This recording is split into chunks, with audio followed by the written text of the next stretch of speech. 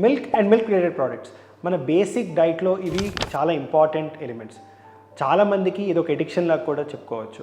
కానీ దీనికి క్యాన్సర్కి ఉన్న రిలేషన్ ఏంటి అనేది చాలా కాంప్లెక్స్గా ఉంటుందండి. Milk and milk related products చాలా రకాల క్యాన్సర్స్లో ప్రొటెక్టివ్గా ఉంటాయి. కోలాన్ క్యాన్సర్, ఎండోమెట్రియల్ క్యాన్సర్లో milk and milk related products ప్రొటెక్టివ్గా ఉంటాయి.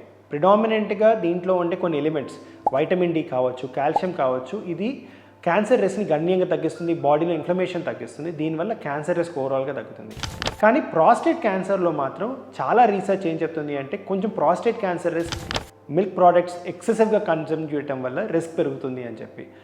మోడరేషన్లో కనుక milk and milk related products తీసుకుంటే క్యాన్సర్ రిస్క్ గణనీయంగా తగ్గుతుంది. కానీ processed milk products like cheese కానివ్వండి, ఆర్టిఫిషియల్గా క్రియేట్ చేసే మిల్క్ ప్రోడక్ట్స్ కానివ్వండి, వీటి వల్ల ఈ యాడెడ్ ఎలిమెంట్స్ వల్ల కొంచెం క్యాన్సర్ రిస్క్ పెరగడం జరుగుతుంది. సో న్యాచురల్గా వచ్చే milk products, curd, butter milk ఇలాంటివి తీసుకుంటాం వల్ల క్యాన్సర్ రిస్క్ గణనీయంగా తగ్గుతుంది.